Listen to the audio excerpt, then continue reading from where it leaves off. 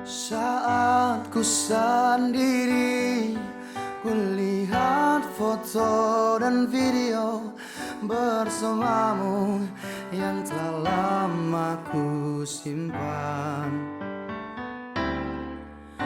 Hancur hati ini melihat semua gambar diri yang tak bisa terulang kembali. Ku ingin saat ini engkau ada di sini, tertawa bersamaku seperti dulu lagi.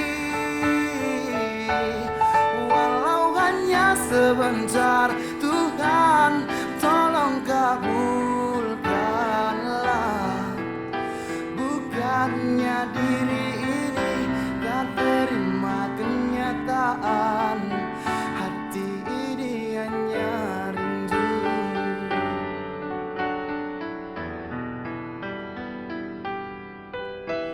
Segala cara telah ku coba agar aku bisa tanpa dirimu.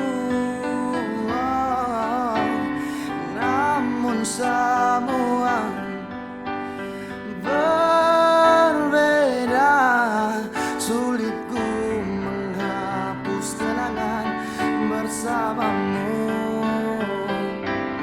Ku ingin saat ini engkau ada di sini, tertawa bersamaku seperti dulu lagi.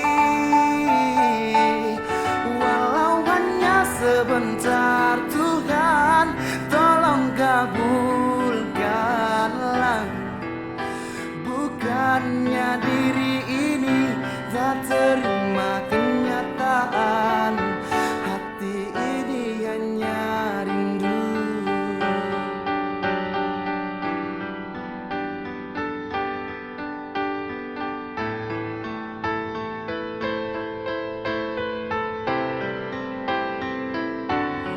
Ku ingin saat ini engkau ada di sini, tertawa bersamaku seperti dulu lagi. Walau hanya sebentar, Tuhan tolong kabulkanlah. Bukannya diri ini tak terima kenyataan, oh bukannya diri ini tak terima kenyataan, hati ini hanya rindu.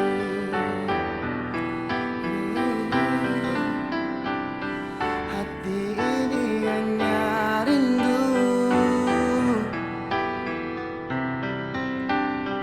Hati ini hanya rindu.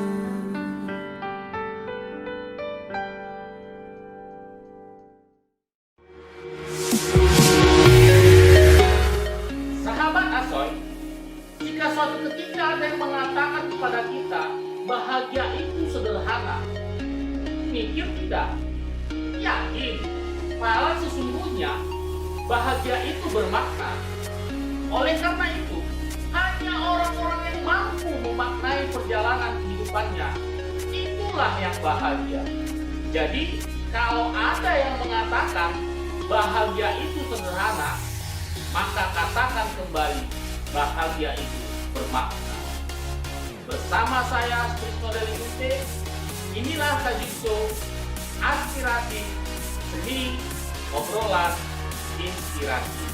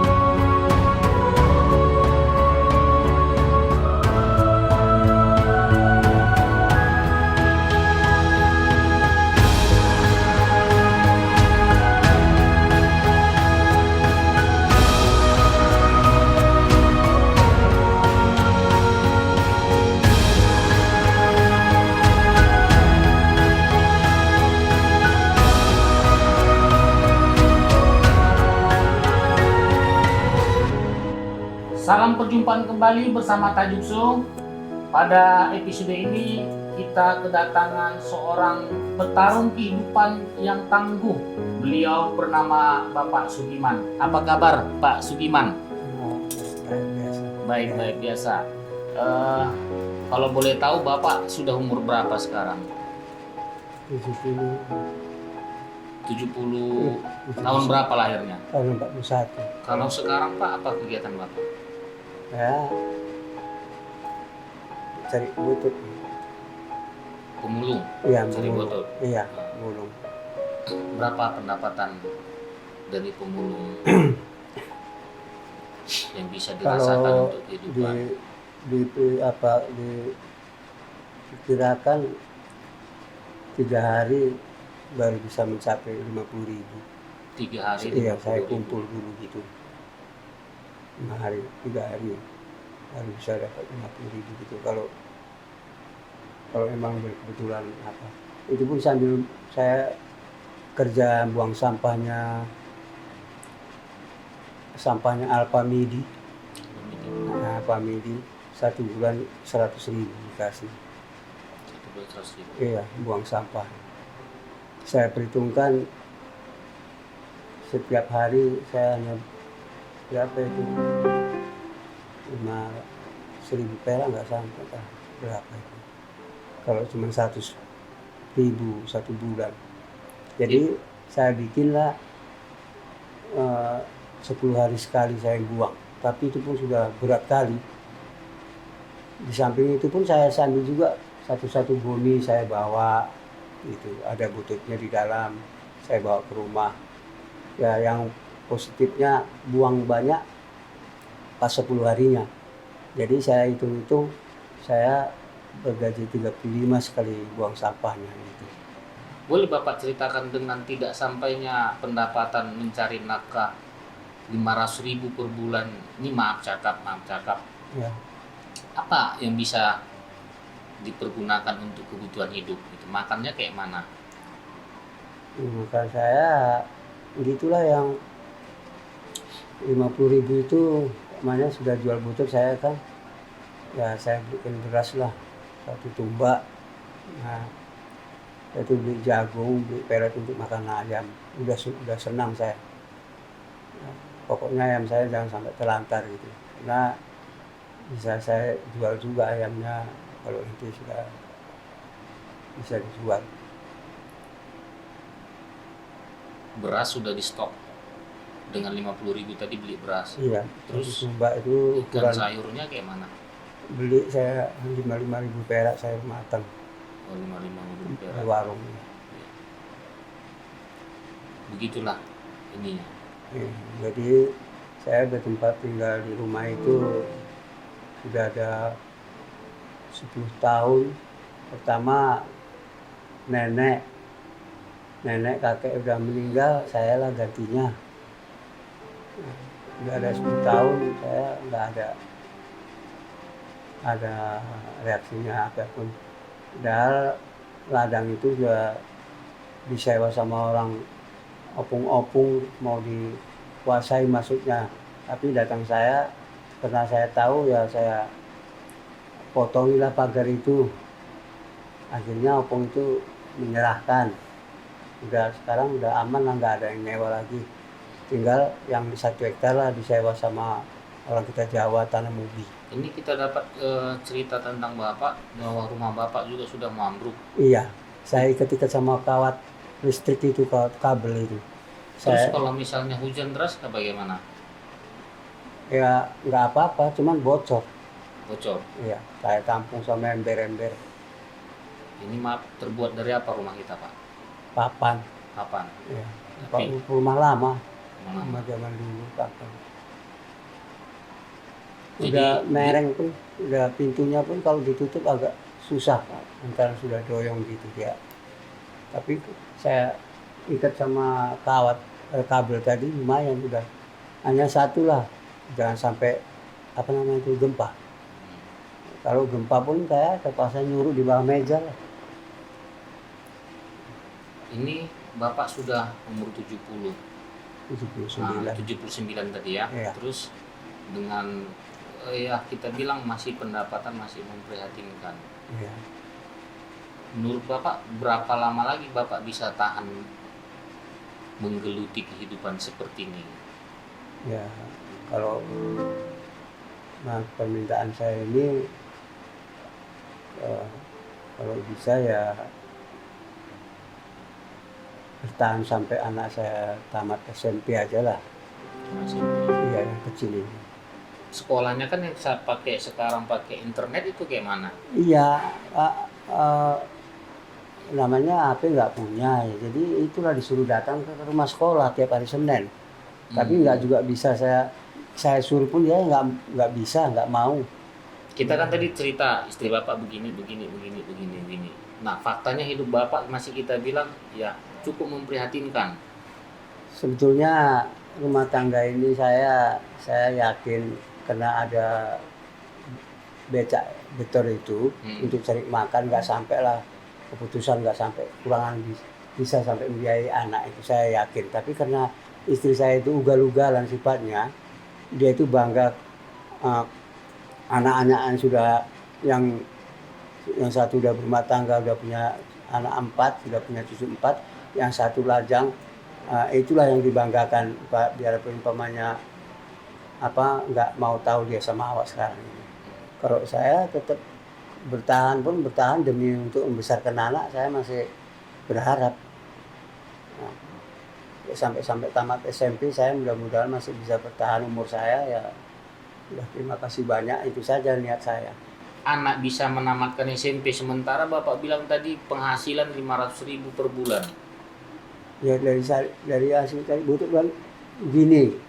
Itu waktu itu pemerintah kan membantu siapa nih? Membantu orang yang susah ini untuk biaya sekolah anak. Katanya itu ada, tapi kami nggak ada dapat. Tetangga ada dapat itu bantuan. Nah, jadi kalau masuk ini diminta sama guru kartu keluarga, terus difotolah anak saya. Ya, itu katanya kan mau dapat bantuan untuk anak sekolah, rupanya ternyata nggak ada. Oh, berarti berharap cita-cita Bapak anak bisa tamat SMP dengan fasilitas bantuan program pemerintah. Ya, karena memang ada katanya pemerintah ini membantu anak yang susah. Baik, terima kasih Pak untuk kebersamaan kita dalam kesempatan Sama, ini. Pak. Sudah bersama-sama kita mendengarkan dari seorang Pak Tua yang masih semangat dalam pertarungan untuk hidup, bahkan memperjuangkan anak. Yang kita harap juga apapun itu situasi, warga yang prihatin, kita berharap pada pemerintah tetap terus merealisasikan program-program untuk warga nggak mampu atau warga miskin sebagaimana yang sudah diatur dalam Permensos Peraturan Menteri Sosial nomor 15 tahun 2018 tentang sistem layanan terpadu rujukan untuk warga miskin ataupun warga tidak mampu. Sekian dulu perjumpaan kita pada episode ini. Tajukso Asoy.